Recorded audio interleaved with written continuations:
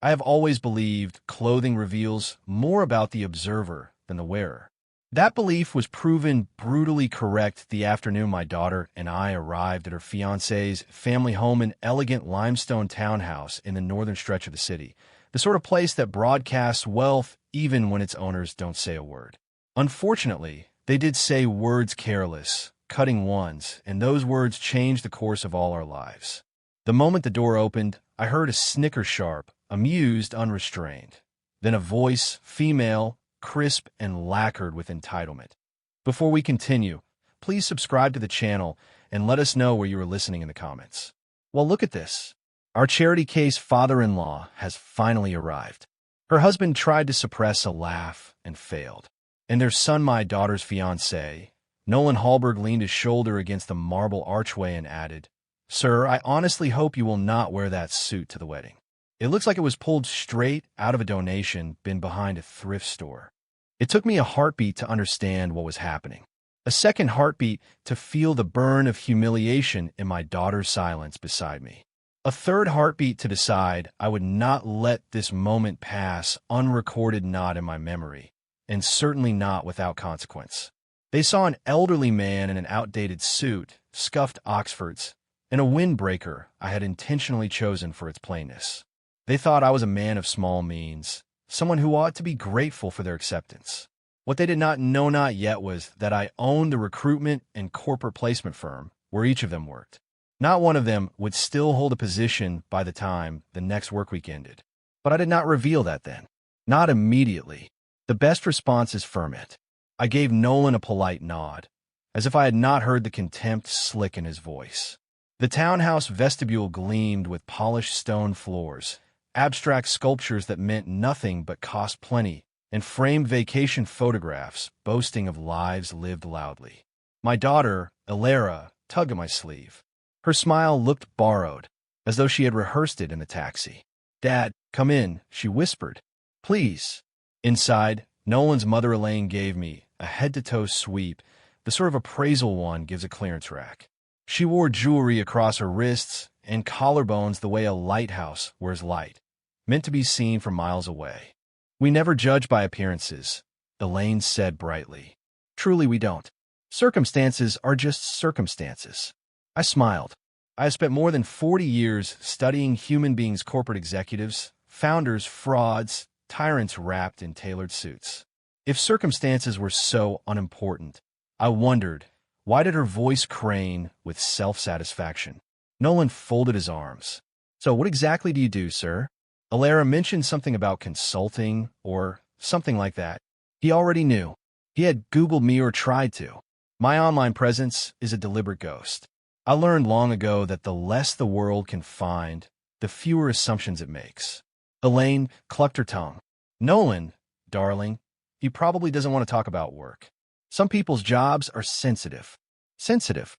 That word floated between us like a greasy bubble. I kept my tone mild. "Tell me again where you all work." Elara mentioned finance. Elaine perked instantly. "Yes, we are all proudly employed at Hallberg Sterling Capital. Nolan manages mid-tier portfolios. Raymond, my husband, is a senior compliance officer, and I oversee corporate training. Hallberg Sterling."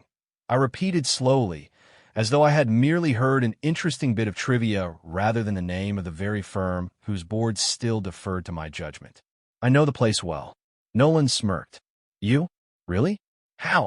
That was the moment I admit a small, almost invisible smile tugged at my lips. "Oh, in a few ways," I said.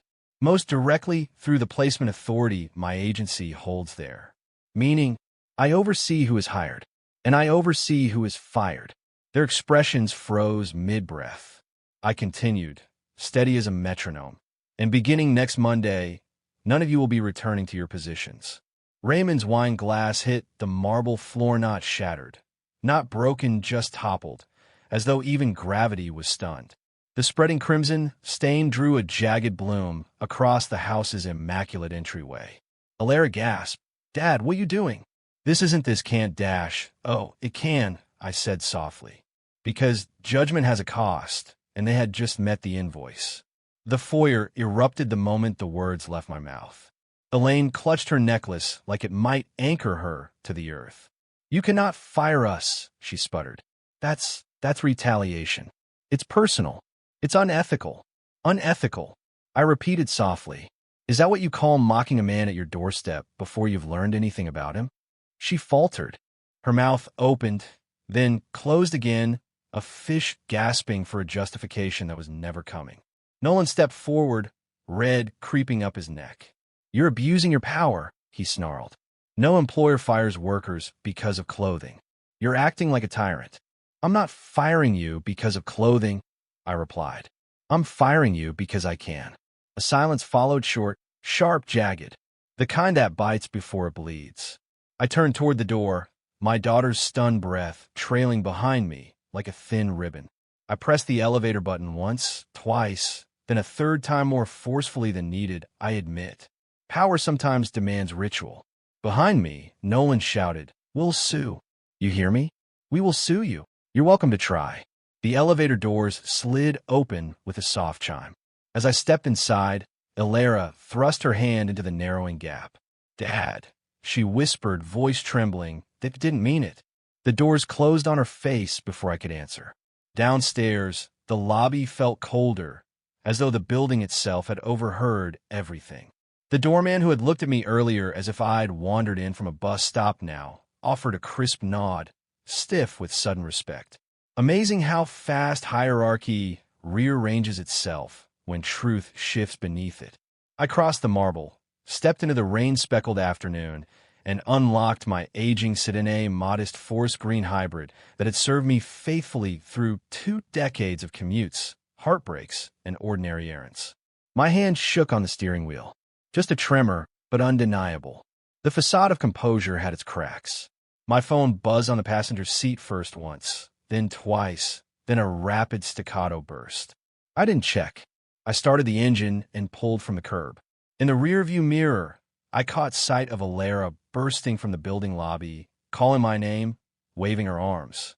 Her hair clung damply to her cheeks from the misting rain. Her expression was a mix of pleading and disbelief. I didn't stop. Some truths must simmer before they can be spoken without burning. The drive home blurred into fragment stoplights bleeding into wet pavement, the steady pulse of wipers, the faint ache in my left hand from old arthritis. My mind replayed the scene on a loop, every insult amplified, every expression magnified. When I reached my quiet neighborhood of brick bungalows and leaning maples, I pulled into my driveway and sat there, listening to the engine tick as it cooled. My phone buzzed again, and again. I let it ring out. Inside, the house felt heavy, its silence thick. I set my keys in the ceramic dish near the door and walked straight to my study, my sanctuary of leather-spined books, polished wood, and the soft ticking of my watch collection displayed along a single glass shelf. One watch in particular caught my eye, a 70s quartz model I'd purchased at a rummage sale for only a few dollars because someone thought it was broken. With a little care, a little patience, it had ticked perfectly every day since. People often misjudge value. Watches, clothes, men. Around dinner time, the front door swung open. Ilara still had her old key from college, and I had never asked for it back, not once in all those years. "How could you do that?" she cried, stepping into the living room with rain-damp hair and mascara blurred into faint shadows beneath her eyes. "Dad, what were you thinking?" "Close the door," I said quietly. "You fired them. All of them. Nolan is devastated. His parents are devastated. My wedding is supposed to be in 3 months. Her breath caught. 3 months, Dad. I walked to the kitchen and filled the kettle. The water hissed as it rose. My silence only made her angrier. They made a mistake, she insisted. A bad joke. You overreacted. It wasn't a joke, I said. They meant every word. No, you're twisting this. They were nervous. People say stupid things when they're nervous. I did not answer. Instead, I walked to my study, opened my laptop, and cued the doorbell footage I had purchased from the concierge that afternoon. A small favor bought with a polite smile and a few $100s. "Ilara," I said, "watch." She did. And as the words replayed, charity case, father-in-law, and donation bin, suit, her face changed. Slowly, layer by layer. recognition dawning like bruises beneath skin. She replayed the clip, then paused it, then replayed it again. The kettle shrieked from the kitchen, but neither of us moved. When the video ended, she whispered, "I didn't know it was that bad." No, she hadn't, because she had been in the kitchen fetching wine when the worst of it was spoken. I had heard everything. She had heard only the echoes. "I thought you were overreacting," she murmured. My voice remained level. "Do I look like I'm overreacting now?" She sank into a chair. The room felt suddenly smaller. Two people, one truth, and a world rearranged between them. "What am I supposed to do?" she whispered. "That," I said, "is your decision." Alara left that night without finishing her tea. She didn't slam the door. She simply folded herself into her coat, whispered, "I need time," and walked out into the rain. The absence she left behind felt heavier than her presence ever had. By Monday morning, the storm inside me had distilled into something colder, sharper purpose. At 8:30, my screen lit up with a call from Martin Guerra, the Director of Human Relations at Hallberg Sterling. I had placed him in that chair nearly 7 years ago, back when he still believed ambition was a marathon rather than a televised sprint. "Oren," he began, voice tight, "I received 3 termination packets from your office. All for the Hallbergs. Simultaneously." "That is correct." "I need to ask," he said, rubbing the bridge of his nose, a habit I knew well. "Is this performance-related or something else?" "Review their files," I said. "You'll find their work is adequate. Nothing more. Adequate is not grounds for termination. Hallberg Sterling is an at-will workplace, Martin, and the placement authority contract grants my agency final say." He paused. Not for thought, no. Martin was too clever for that. He paused because he knew exactly what this meant politically, professionally, and socially. Finally, he exhaled. "This is personal. Is that a problem?" Another pause. Then, "You've placed nearly 50 hires with us, Oren. I don't intend to jeopardize a stable partnership." "Good," I said. "Then process the packets." When the call ended, I closed my laptop a little harder than necessary. Not from anger execution. Precision. The kind of decisiveness that builds empires and shatters illusions. By midday, the termination emails went out, and the Hallbergs' world tilted beneath them. My phone began ringing again around 2. First one call, then another, then a tidal wave of vibrating desperation. By the 5th call, I heard the crunch of footsteps on my porch. The front door opened, of course it did. Alara still had her old key. "Dad," her voice was cracked from crying. "We need to talk." I gestured toward the kitchen. "Seat." "No, you fired all of them." Nolan called me sobbing. His mother is hysterical. "Dad, my wedding plans, are collapsing." I set the kettle on the stove, letting the rising heat fill the silence. "You destroyed their careers," she whispered. "No," I said. "They destroyed their own careers. I simply removed the protection they never deserved." She shook her head. "You can't just end livelihoods because they insulted your suit." The kettle began to hiss, steam ghosting upward. "That's not why I fired them," I said softly. "I fired them because they showed you exactly what they think of you, of your future, of your worth. They revealed it in the first 30 seconds of meeting me." "They were nervous," she insisted. Her voice kept fluctuating: anger, hurt, denial, all wrestling for dominance. "They were joking. Watch the footage again," I said. "Watch their faces." Her chest rose and fell rapidly. "This isn't like you. Mom would have dashed. Don't invoke your mother," I said, sharper than I meant. That stopped her. Completely. After a long moment, she whispered, "What am I supposed to do now?" "That," I repeated, "is your decision." She didn't sit, didn't drink the tea, didn't breathe properly for several seconds. Finally, with trembling hands, she lifted her bag, stepped into her shoes, and left. It wasn't until later, late enough that the lamps cast long shadows across the walls, that I returned to my study. The doorbell footage replayed on my screen. The Hallberg sneers crystallized forever in high-definition clarity. As I watched, a strange thing happened. I felt no triumph, no satisfaction, just inevitability, like watching a tower collapse after years of quiet erosion. My phone vibrated again. Unknown number. A text preview appeared.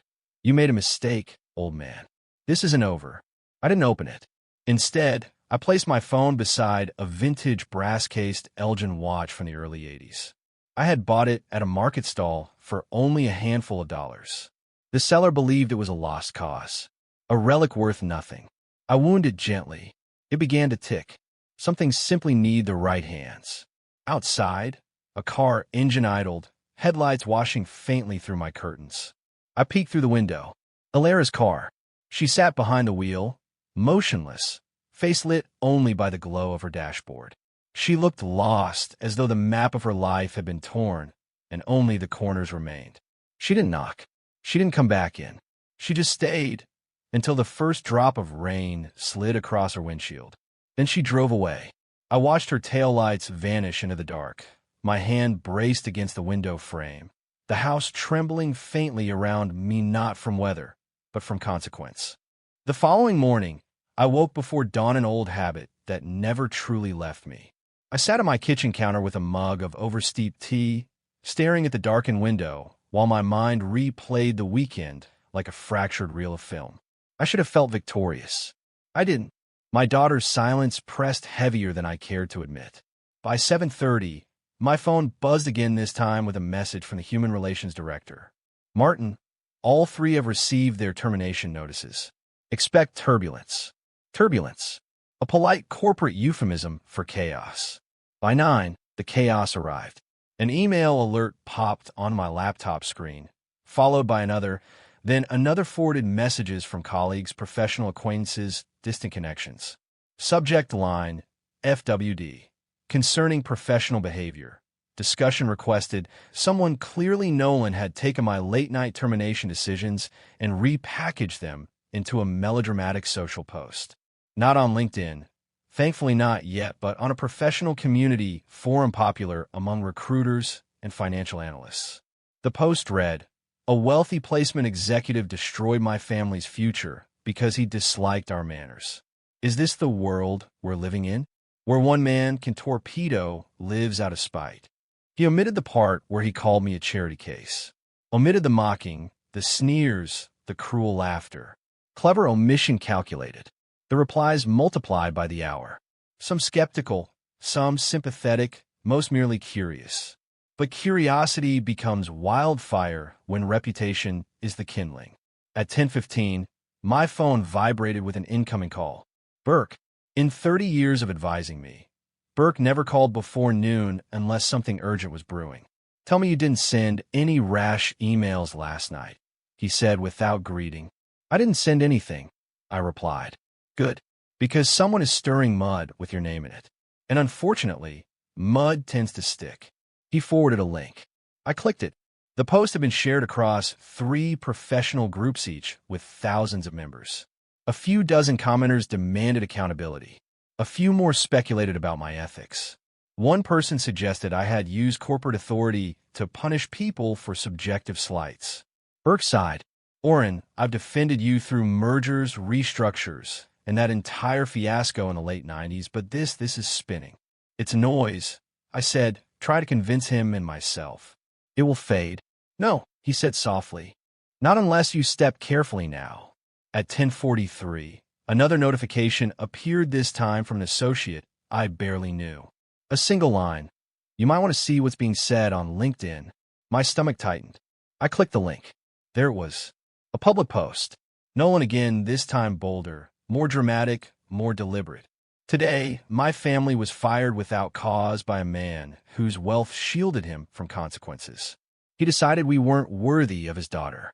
Should anyone have that kind of unchecked power?" The comments poured in. Some sympathetic, some hostile, some asking questions I did not want asked. I closed my eyes, counted 3 breaths, then opened them again. My phone buzzed once more, this time with a name I recognized instantly. Willow. My younger daughter. She lived halfway across the world, deep in humanitarian work, sending me sporadic messages when Wi-Fi allowed.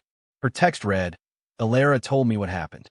Dad, did you really fire her fiancé's family?" A second message followed, "Call me." Now. I called. Her voice came through crackled and urgent. "Dad, you cannot blow up 3 people's lives because they insulted you. That is not why I did it, I said. Then why? Because from the outside, it looks like vengeance. And vengeance is messy, public, reputationally toxic. I protected your sister. She sighed, long and weary. Dad, you protected her from them, but exposed her to something else, the fallout from a conflict she didn't initiate. She didn't see the way they looked at me, I said, or the words they used. And you didn't see the way she's unraveling, Willow shot back. She trusted Nolan. She loved him. And now she's caught in the crossfire of your war. Her words stung because they were true. Before I could answer, another buzz hit my phone. Then another. My notifications lit up like a malfunctioning pinball machine. Messages from clients. 3 companies requesting clarification. 2 postponing meetings. 1 expressing concern over recent professional allegations circulating online. I felt something I rarely feel: fatigue, layered with a hint of dread. The reputation I'd spent 4 decades building was taking blows from an online story crafted by a man who mocked my shoes. But reputation, like bone, bends before it breaks. I would not let mine break. At noon, I shut my laptop, stood, and walked to my front window. Outside, the sky had turned the pale gray of approaching rain. A storm was coming, not of weather, but consequence. And inside my chest, something tightened. A realization I didn't want to face. This wasn't just about the Hallbergs anymore. It was becoming about me, about the man I had allowed myself to become. By early afternoon, the air in my house felt as thick as wool. Not the comforting kind, no more, like insulation stuffed into a wall, keeping light, air, and reason out. My notifications chimed relentlessly, each chime another tap against a structure already beginning to bow. At 1:30, my phone rang again. Burke, twice in one day, never a good sign. He didn't wait for me to speak. Orrin, he said, did you send any emails to other firms today? No, what about last night? Late? Around midnight? I bristled. What are you implying? That you're not the type to sit still while someone tarnishes your name. And I need to know if you did anything that could be interpreted as retaliatory. His tone tightened the muscles in my neck. I did not send anything unprofessional, I said carefully. I may have replied to a few inquiries, but nothing substantial. Silence. Then, check your inbox, he said. Now, a forwarded email from a human relations director at a large trust company sat at the top of my screen. The header read, Ethics concern, please review. When I opened it, my breath hitched. There, in full display, sat a message I apparently had written around midnight: my name, my signature block, my agency. A short, curt warning about Nolan's concerning professional judgment, urging the recipient to exercise caution. I did remember typing something. I had not remembered clicking send. My stomach turned. This was my mistake. My misstep. My own fingerprints, visible and undeniable. Burke sighed heavily through the speaker. This is bad, Orrin. Really bad. The email chain showed 8 people looped in, 9 by the time I scrolled, 10 before I reached the footer. A comment from someone I had once mentored read, Isn't this unprofessional? Possibly a personal vendetta. My reputation, my carefully curated, decades-long reputation, was being dissected in real time. I sank into my kitchen chair. Burke spoke again. You need crisis control. Immediately. I'm sending someone to your house. Ooh, but he had already hung up. 20 minutes later, my doorbell chimed. Standing on my porch was a woman in a charcoal blazer, dark curls pinned neatly back, expression crisp and unreadable. I'm Dahlia Reese, she said. Crisis Communications. Burke hired me. I stepped aside. She entered like someone entering an operating room, calm, clinical, assessing every angle for bleeding. Without sitting, she said, First question, is the email authentic? Yes. Second question, was it wise? No good, she said. We can build from honesty. But the damage is already rolling downhill. She paced once across my living room. Your name has been tagged in 4 industry posts. 2 clients are quietly reviewing your contract terms. And your midnight message has been screen captured across at least 3 discussion boards. Her bluntness should have stung. Instead, I felt oddly relieved. Someone else finally said the truth out loud. What do I do? I asked. You stop emailing. Stop posting. Stop reacting. She held up a hand. From this moment forward, You do nothing without me approving it. I don't like being muzzled. You're not being muzzled, she corrected. You're being prevented from sinking your own ship. She sat down at last. You will release a statement, she said. Not an apology yet. A clarification. Something that acknowledges misunderstanding, not wrongdoing. Iate, non apologies. They're necessary tools, she replied.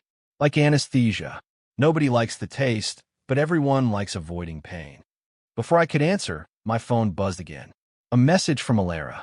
Nolan posted another update. You need to see this. With dread curdling in my stomach, I opened the link. A video. Nolan, seated dramatically in his parents' dim living room, speaking somberly to the camera like a man addressing a nation in crisis. He said, I loved Alara, truly, but her father decided we weren't good enough. He weaponized his wealth to crush us. We're struggling. We're afraid.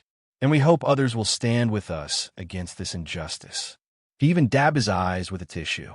Performance. Calculated. Manipulative. And yet thousands of people were liking it, commenting, sharing. Dahlia watched over my shoulder. He's good, she admitted. Terrifyingly good. People believe emotion over evidence. My hands curled into fists. He's lying. He's lying well, she corrected. Another ping. A new post, this time from a lifestyle columnist with a sizable following, teasing an article. Exclusive. The millionaire who destroyed a family over one comment. Dahlia's jaw hardened. We need to get ahead of this. Now. Before she could outline her plan, my phone buzzed yet again another unknown number, another message preview. But this one was different. I'm Heder. I think you should know what Nolan did to me. Beneath it, another message. You're not the only family he targeted. The room stilled. The air changed. Because that was the moment the ground beneath this entire story shifted. Revenge had brought consequences. But truth might bring something far more powerful. I stared at the unknown message from Heather for a long breath. Then a second. Then a third.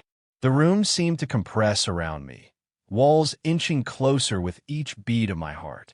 Dahlia leaned over my shoulder, reading the preview silently. Her eyebrows lifted not in surprise, but in recognition. Patterns, she murmured. This is where public stories crack open. I didn't open the message. Not yet. My thumb hovered over the screen, my mind calculating possibilities, risks, angles. After decades in the placement business, you learn when to act swiftly and when to let information breathe. Right now, it needed breath. Before I could respond, the doorbell rang again, 2 sharp chimes. Assertive, not panicked. Dahlia stood. That'll be your investigator, she said matter-of-factly. Burke mentioned he was calling in a favor. I blinked. My investigator? She gave me a small, knowing smile. Oren, after the week you've had, you didn't think you were the only one digging, did you? I opened the door to reveal a woman in her mid-50s, compact but sharp-eyed, wearing a navy blazer with the sleeves pushed to the elbows. She extended a hand. Maris called her, she said. Independent research and corporate intelligence. Burke told me the situation required discretion, speed, and someone who doesn't scare easily. Her handshake was firm. Her presence was even firmer. We gathered in my study, Dahlia, perched on the arm of a chair, Maris spreading a thin folder across my desk. Inside were printed sheets, screenshots, and financial profiles highlighted in firm strokes of yellow. Maris spoke as though delivering a briefing before a congressional committee. I spent 48 hours pulling threads. What I found is illuminating. I braced myself. She gestured to the first page.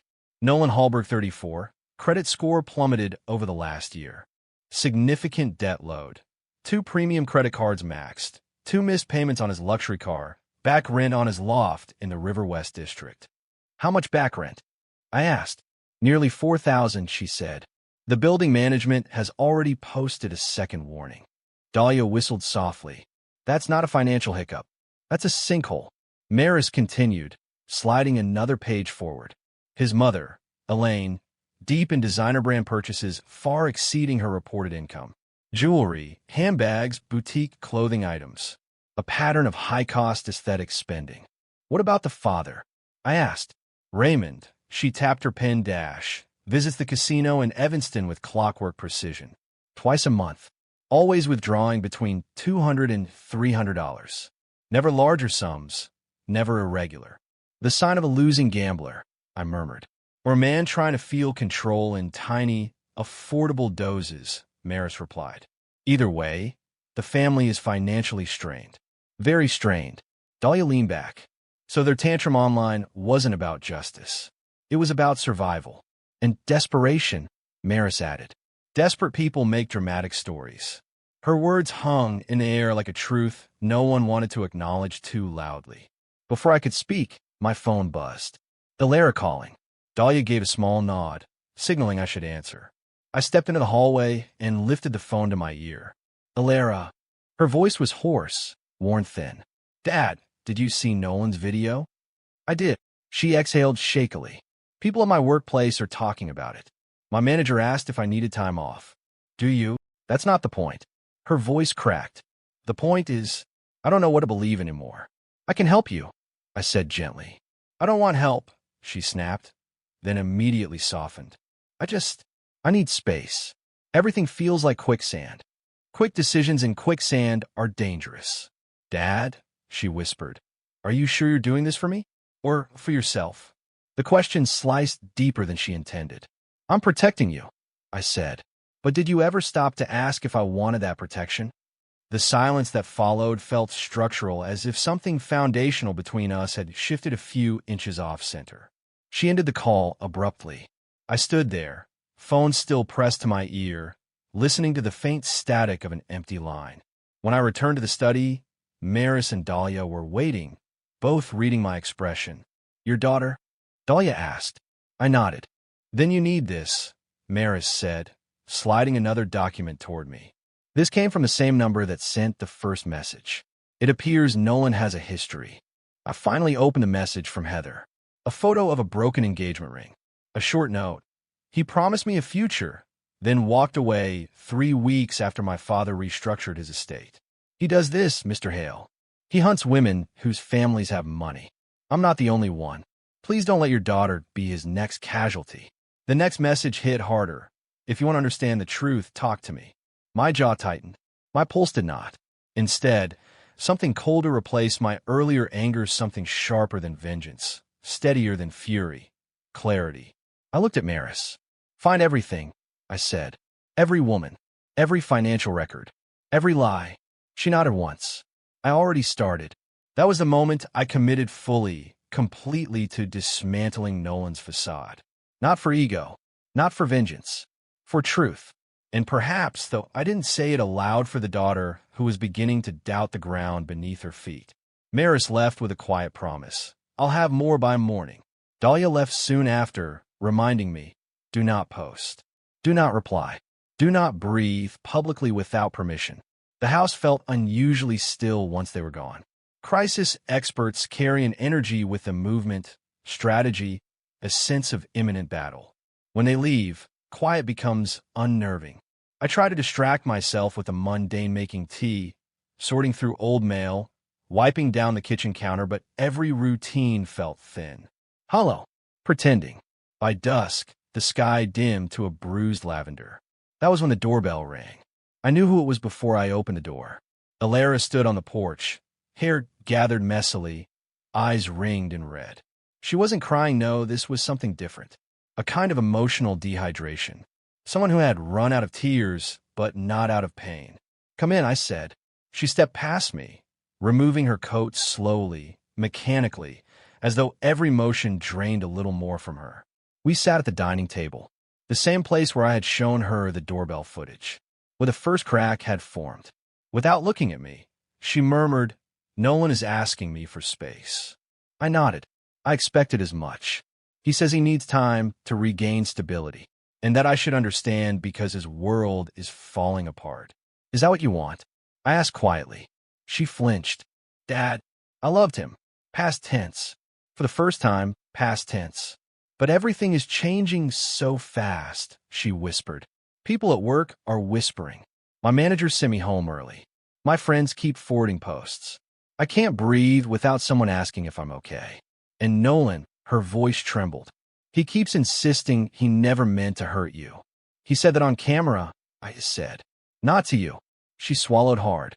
You're making him sound like a villain. I let the statement hang there, like fragile glass between us. Then I rose and walked to my study. Alara, I said, I need you to see something. When I returned, I carried a folder. Thick, overstuffed, unmistakably serious. Her eyes widened. What is that? Information, I said.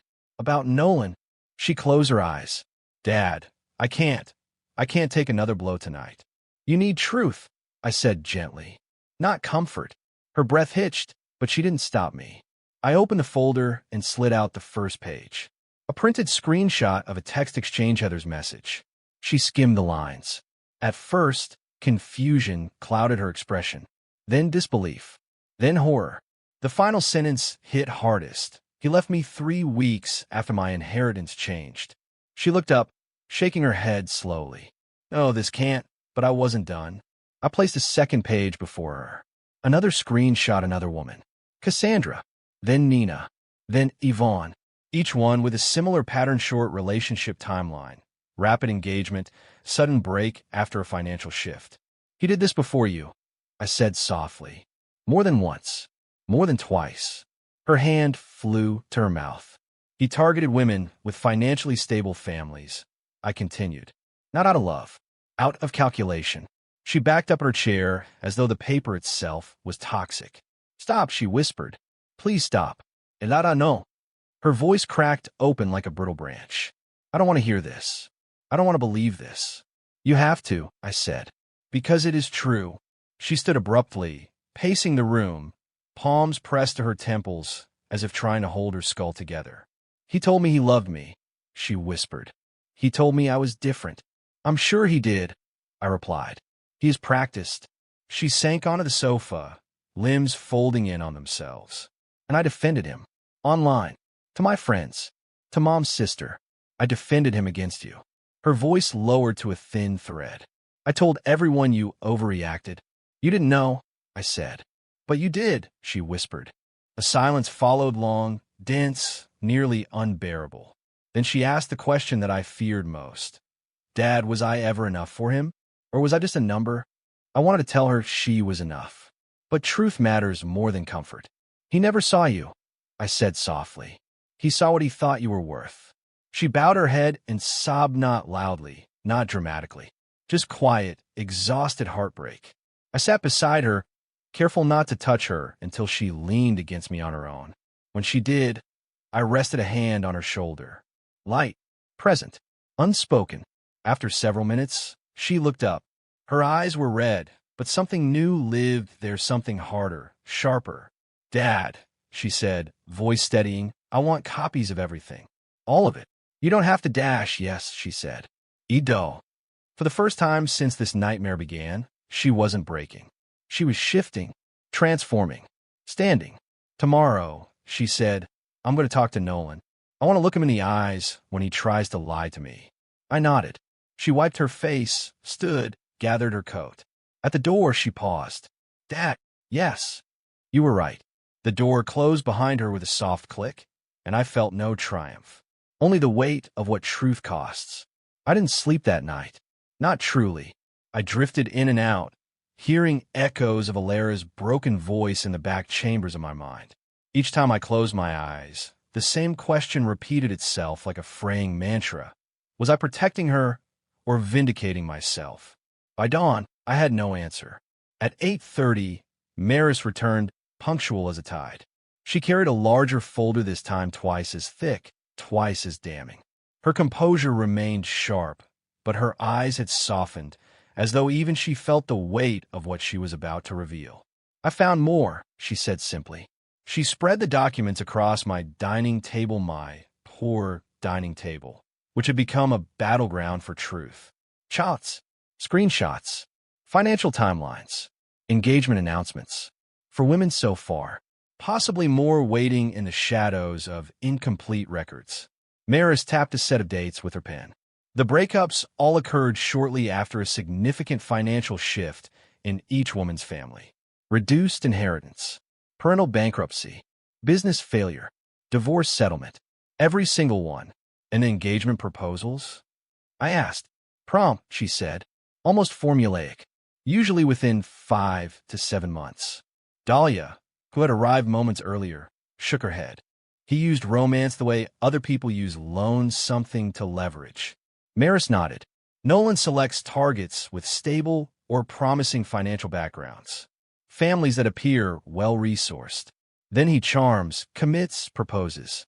And once he senses the financial gain is slipping, he cuts ties. Cold, Dahlia murmured. Calculated. Predatory. I stared at the information long enough for the words to blur. This was no longer a matter of insults at a front door. This was a pattern, a strategy, a career of manipulation disguised as romance. Maris hesitated before sliding the final document toward me. This one, she said, is the most concerning. A spreadsheet, color-coded, neat columns labeled, prospects, financial background, projected return, risk factors. My stomach tightened. Is this Nolan's? Most likely, Maris said. Recovered from a shared cloud account tied to his email.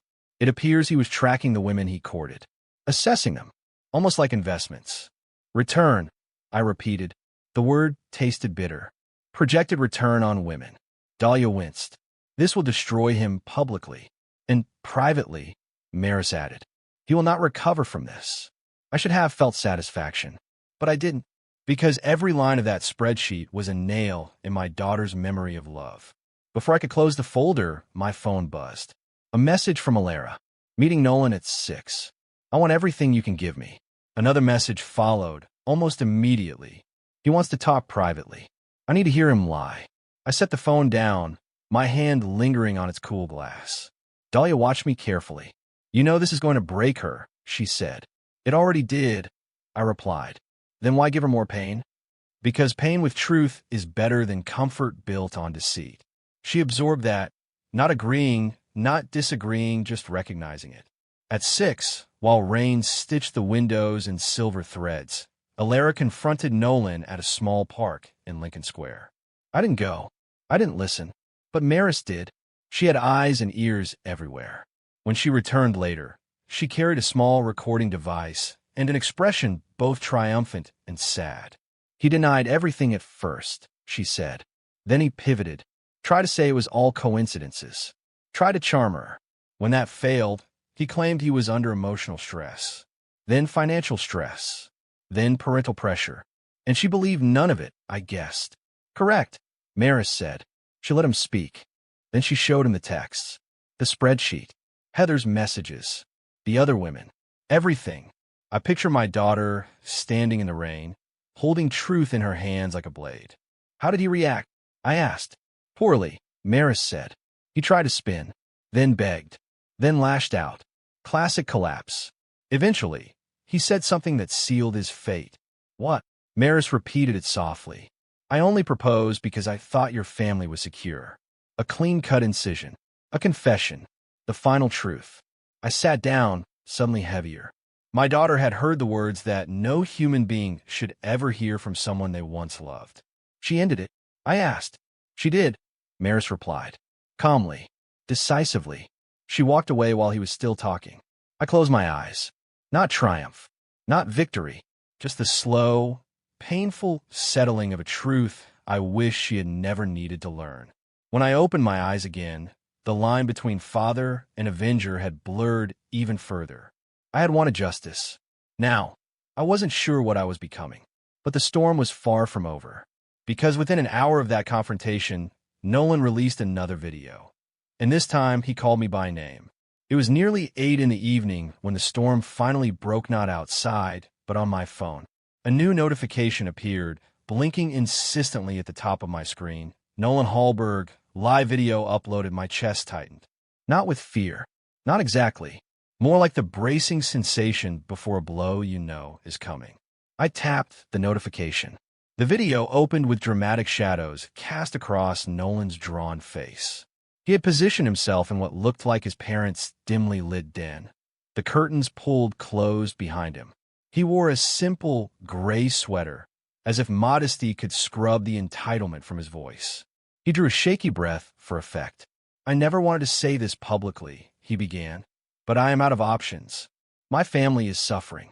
We're being targeted. Destroyed. A pause. A tremor. Practiced. Her father or inhale. He spoke my name with a measured gravity, as though calling upon a villain in a fable. Used his wealth and influence to fire us without warning. Not for wrongdoing, not for performance issues, but because he decided we weren't worthy of his daughter. Lie. He continued. We made a social mistake. A clumsy joke. But instead of a conversation, he has waged a campaign against us destroying our jobs, our reputations, our mental well-being. He dabbed his eyes with a tissue. If anything happens to my parents or to me, the world should know where the blame lies. Another calculated pause. On Oren Hale. Thousands of comments surged beneath the video before the first minute ended. By the second minute, the video had begun circulating through financial and professional circles. People I barely knew tagged me. Some defended me. Many questioned me. By minute 5, the storm had fully formed. My phone rang. Dahlia. Do not respond, she said immediately. Do not blink online. Do not breathe online. Do not acknowledge this. He's naming me publicly, I said. Yes, that is the strategy. He wants to tilt the narrative. People love an underdog, especially a crying one. I pinched the bridge of my nose. What do? We wait, she said. We gather. And then we counter with evidence he cannot refute. But not yet. If you move too soon, you look defensive.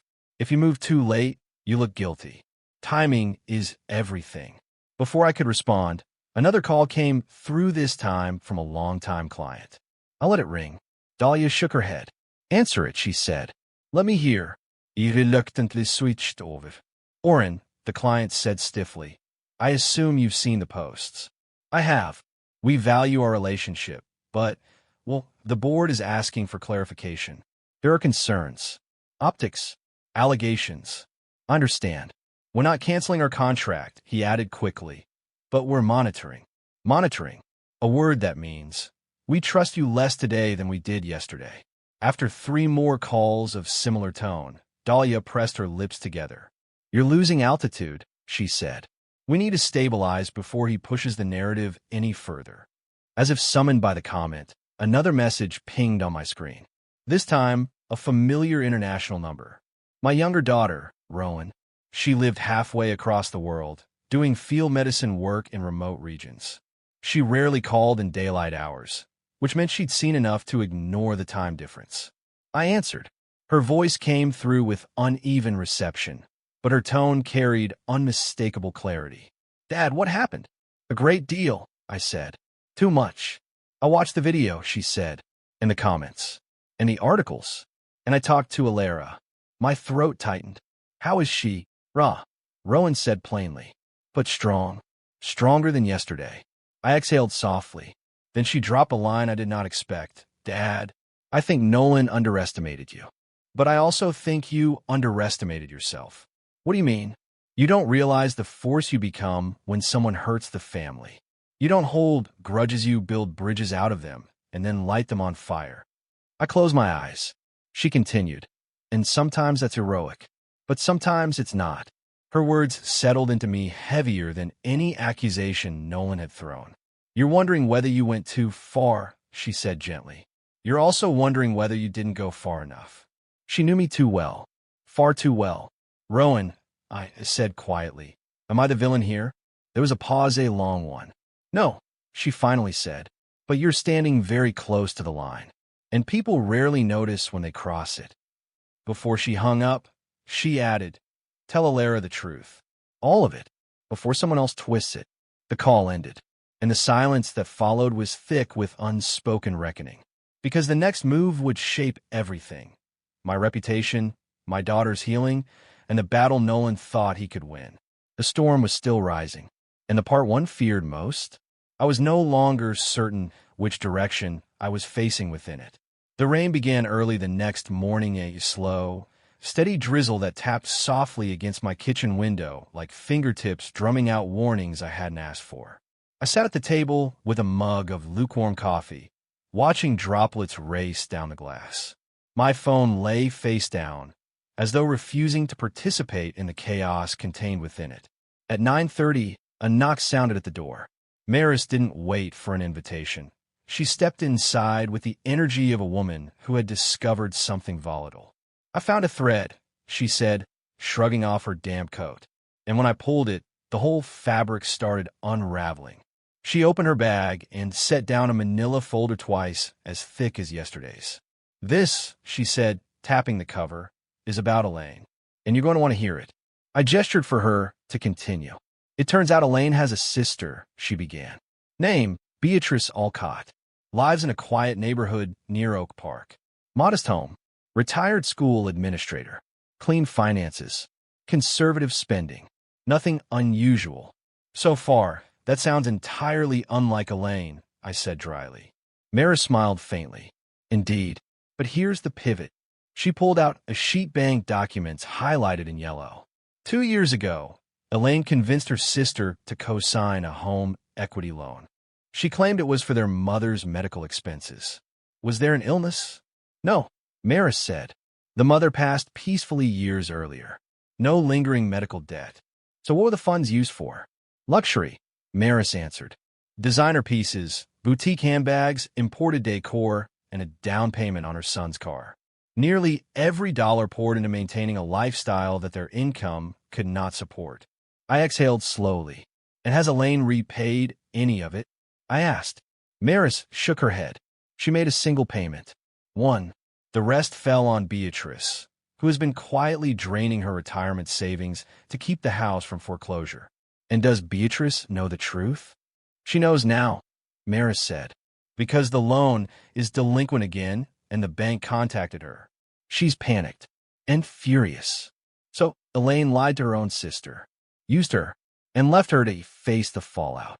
"Yes," Maris said, "and that makes Beatrice a very interested party, possibly a very vocal one." Dahlia, who had arrived moments earlier, leaned forward. "This isn't just leverage," she said. "This is a narrative reversal. The public sees Elaine as a trembling victim of your alleged cruelty. They don't know she financially exploited her own family." Maris nodded.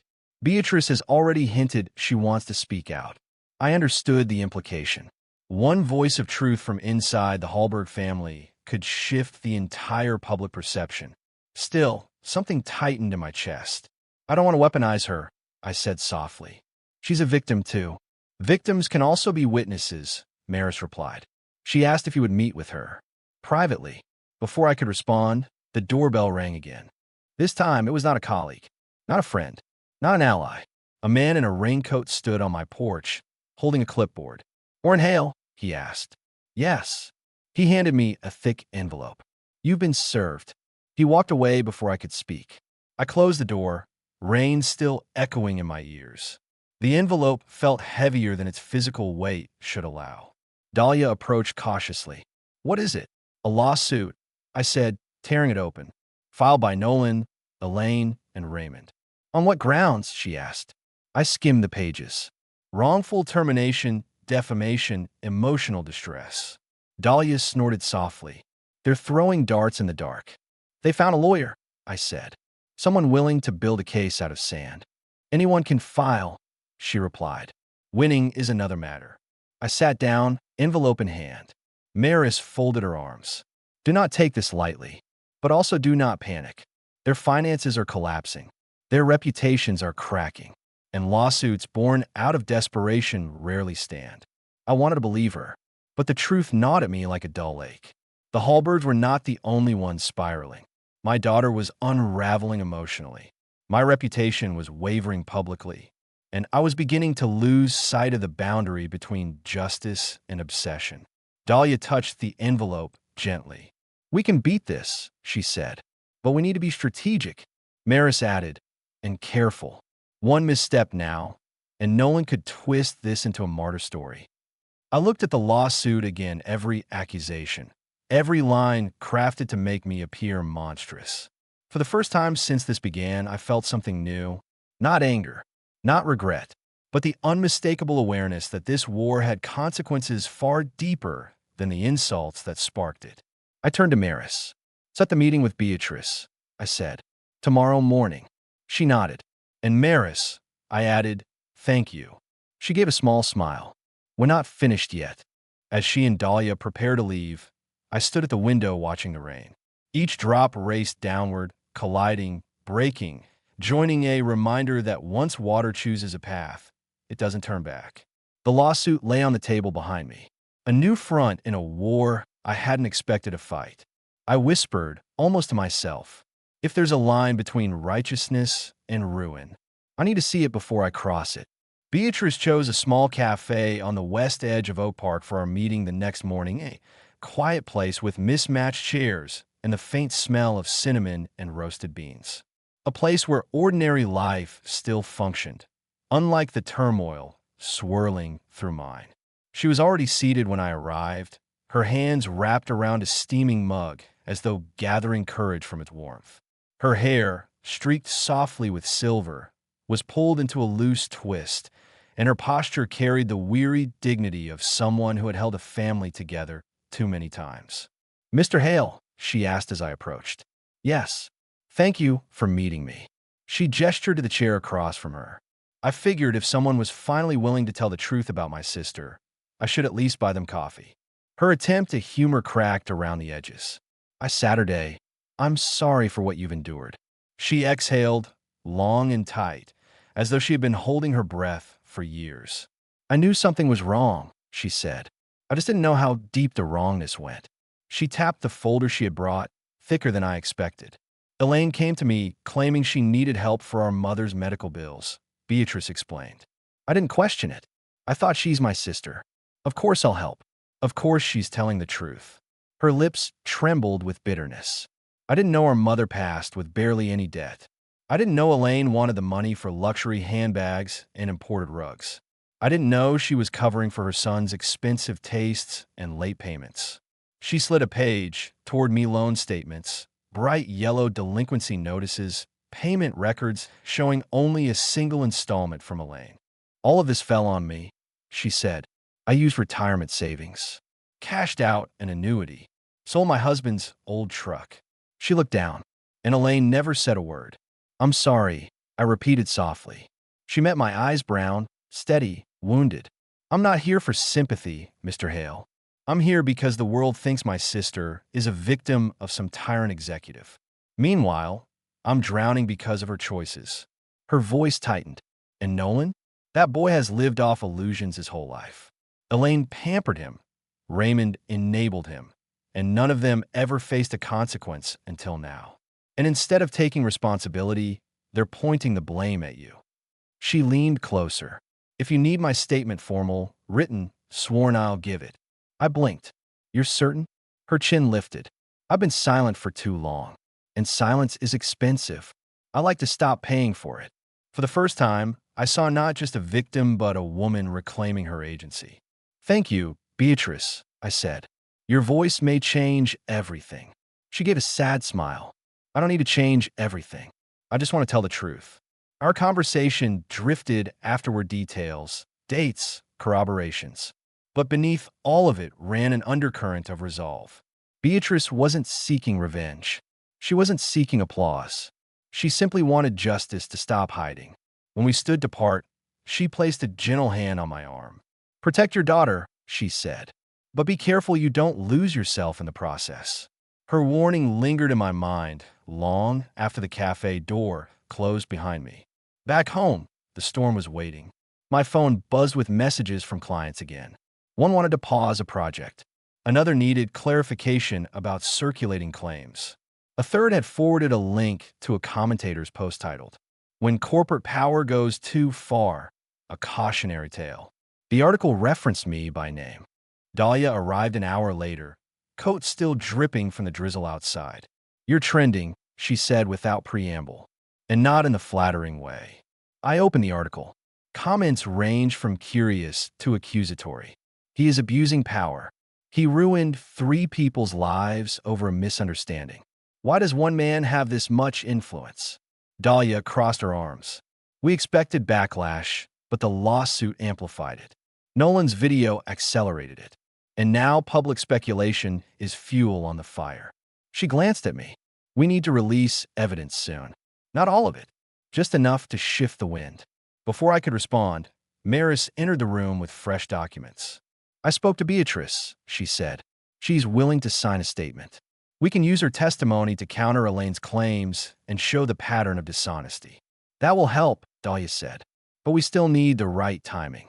I looked between them two women, helping me fight a war I never meant to enter. And then, almost involuntarily, the thought returned. How much of this is about protecting my daughter? And how much is about refusing to be humiliated? The line between them had thinned to a thread. Later that evening, after Dahlia and Maris left, I stood in my study, staring at my watch collection, the quiet tick of gears offering the illusion of order. But beneath the ticking, doubt whispered. What if justice and obsession sound the same once they start echoing? The morning after my meeting with Beatrice arrived gray and windless, one of those days when even birds seemed reluctant to test the air. I sat in my office, the lawsuit papers beside me, the folder of evidence open, and a gnawing tension in my chest that felt almost physical. At 9 o'clock sharp, Dahlia arrived, hair pulled tight, coat unsettled by the cold. "We cannot wait any longer," she said, setting her phone on my desk. Nolan posted another video. Shorter this time, more dramatic, and the algorithm is feeding on it like starving wolves. I opened the video.